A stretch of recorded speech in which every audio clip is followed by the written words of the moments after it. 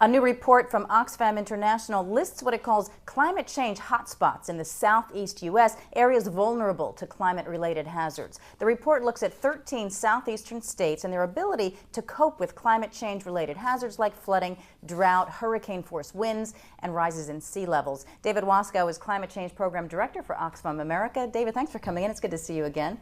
Haven't talked to you since Pittsburgh, right? That's right.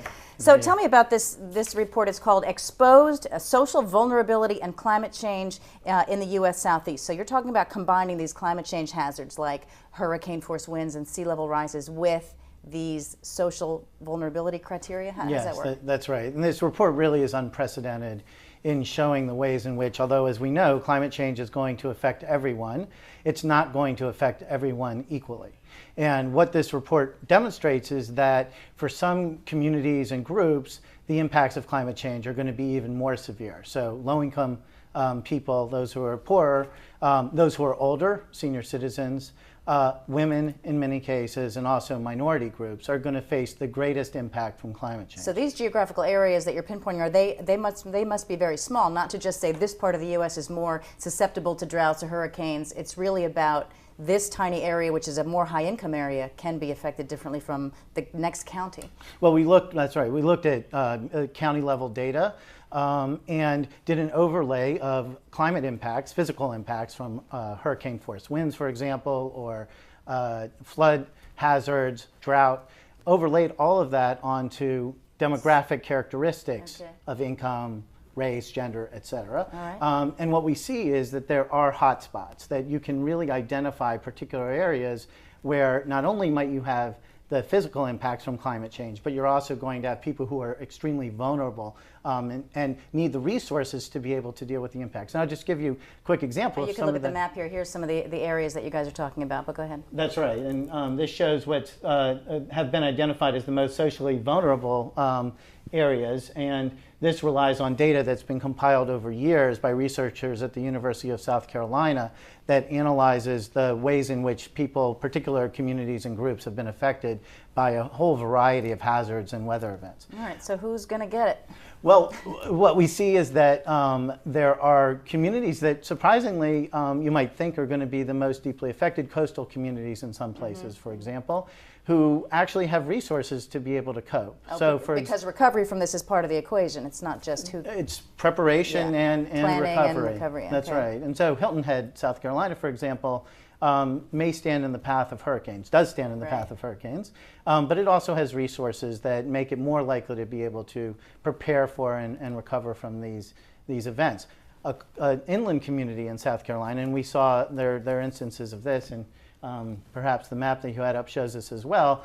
There are inland communities that have far fewer resources. If you look at South Carolina, you'll see that some of the darker colored areas, in fact, are inland. Right. And they're not going to maybe face the full force of hurricane winds or flooding, but their resources are much less. So in fact, we think that they're the places where we need to devote attention and make sure that they have the resources that they need to be able to prepare for and cope with these. And herein lies the purpose of the report, which is to spread awareness of who is most vulnerable so that resources can be directed to those areas.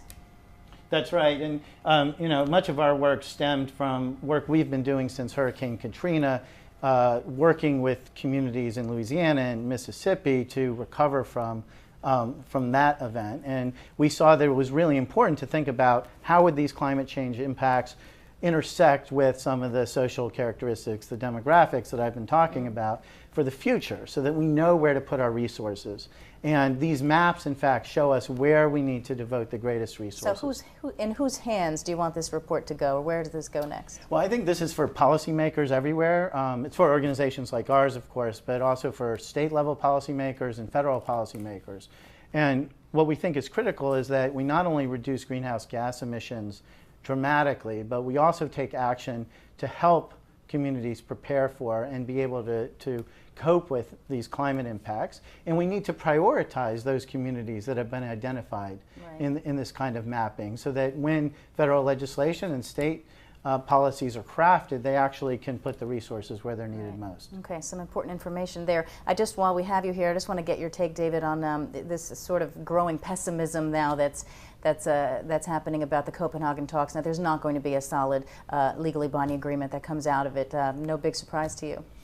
Well, we certainly think that Copenhagen is a critical moment, and just as in the United States, the most vulnerable populations are going to be hit hardest by climate change. So we know around the world already that very poor people are being affected by droughts and severe weather events. So we think Copenhagen is critical. The clock is ticking, if you will. And we think that the United States, President Obama, Congress need to step up to a leadership role and can step up to a leadership role. And although some are downplaying expectations for Copenhagen, I think that there's still a lot of momentum moving toward it, and we saw that. Can that get hurt by this, though? Can this really cast a pall over the talks? So, you know, now there's word President Obama may not go. You know, there's, you know, more and more people are speaking up, saying this is going to be just a ministerial level meeting. It's one more step along the road, and now there's talk of next December. Well, the president is giving a major climate and energy address tomorrow at MIT, and I think that's on Friday. Sorry, at MIT, and I think that. That is indicative of the administration's increasing level of attention and commitment to making things happen. Yeah, he's going after the Senate on that speech, I think. Yeah, which is critical actually to the whole process. Yeah. The degree to which the Senate is moving, passes legislation out of committee, and gets to a point where it can take something to the floor, I think that's going to send a critical signal internationally. I think we saw coming out of the Major Economies Forum earlier this week, which was 17 major economies that have been working together on energy and climate issues for the past year or so, along with some vulnerable countries for the first time. Bangladesh, for example, was at the table, some small island states. I think we saw the beginnings of the crafting of the overarching structure for a Copenhagen deal. And I think that the impetus is in fact there, and it's a matter of political will now to carry it to the finish line. All right, well, a lot of people sure hope so, and thank you for your insight, David Waskow from Oxfam America. Thank you. Thank you very much. We appreciate it.